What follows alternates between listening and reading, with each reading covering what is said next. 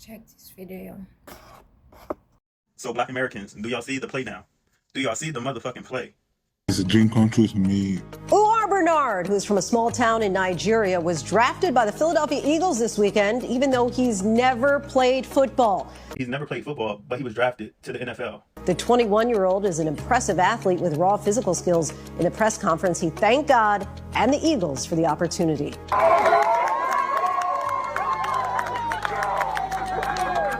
Every last football player, whether you are black or white, who's an American, who spent their entire life working to be able to have that opportunity to just try out for the NFL, should be upset. Every black American who put blood, sweat, and tears into the sport of football, I mean, from the time they are in pee-wees, you feel me, pee-wee size, 4, 5, 6 years old, y'all should be extremely upset. Every professional NFL player right now that's currently signed to a team should be upset for all of the hard work they had to put in, all of the tuition y'all had to pay, all of the student loans y'all have, all of the debt y'all in, because y'all wanted to go to school, because y'all had to go to school, because that's what they made it seem like. You had to go to school to be able to be a fucking professional football player. You had to go to college. You had to take out financial aid. You had to get these loans. You had to be in debt. And now an African from a fucking village in fucking Nigeria who have no experience as a football player at all. He doesn't have any experience playing it as a child. He ain't played for no high school team. He ain't played for no college team. None of that. He gets drafted. No experience at all.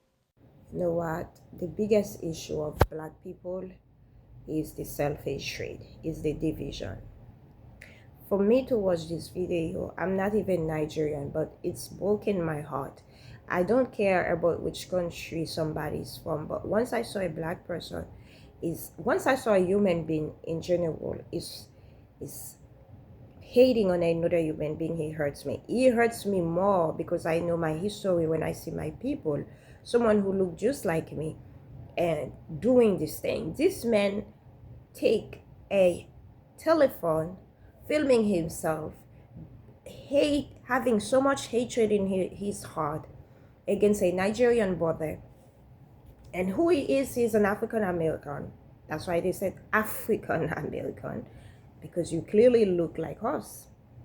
And I'm Caribbean. I said us because I know I am African. And he said, this fucking Africa, this fucking Nigeria.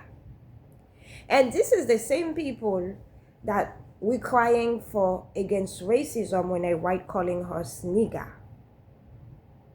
Do you understand what you're doing what you're doing is wrong? Hatred is what stopping us from moving forward. And God said, I'm going to speak godly instead of worldly. God said we have to have the fruit of the Spirit in our heart. And we here having so much hatred in our heart. You remember what God said to Solomon, to not mixing with a group of other women because they will keep Solomon away from God. So the Lord knows why he creates you the same. He creates you to look just like African because you are African. And the Lord knows for what reason he said to Solomon to stick with people who looks like him, because he knows some other culture, they will bring division. And for you to see people just look like you, and the Lord, he is very, very, very serious about when you doing wrong to your brothers and sisters. And I'm gonna make a video about how the Lord put a curse on Miriam, who is the sister of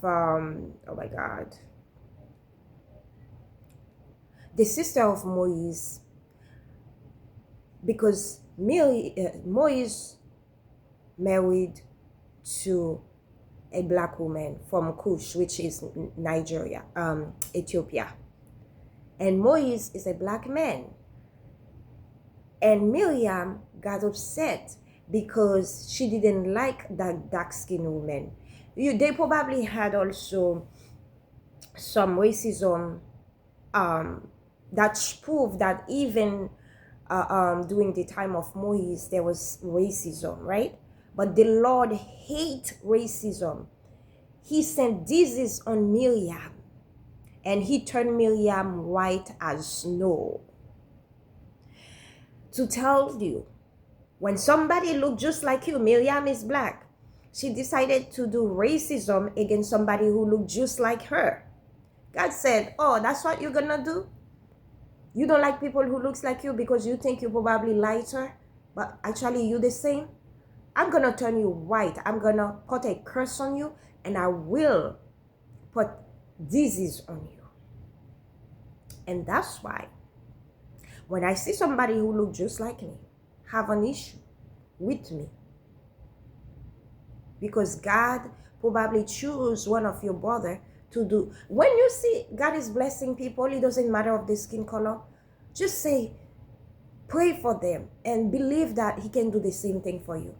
Because this man, you see, they went to take to Nigeria. You call the fucking Nigerian.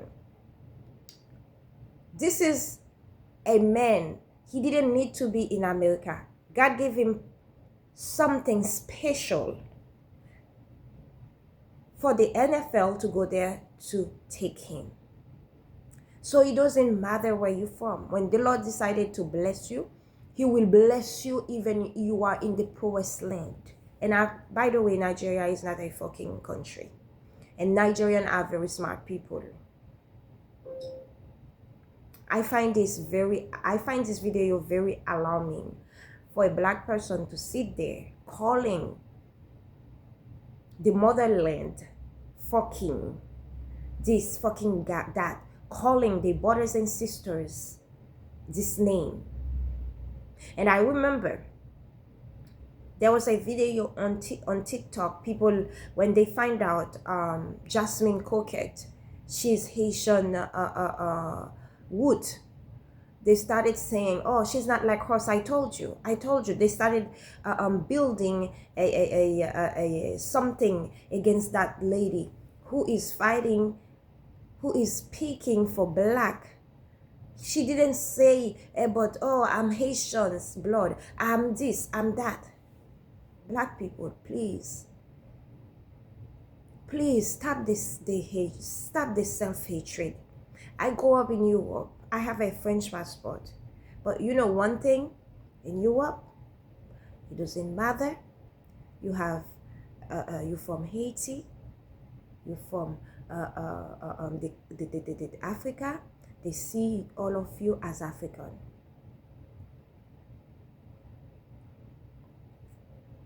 They see all of you as African.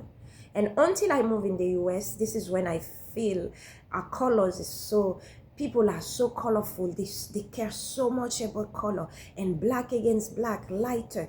It's just so crazy. I don't see that so much in Europe. Africans, we are Africans.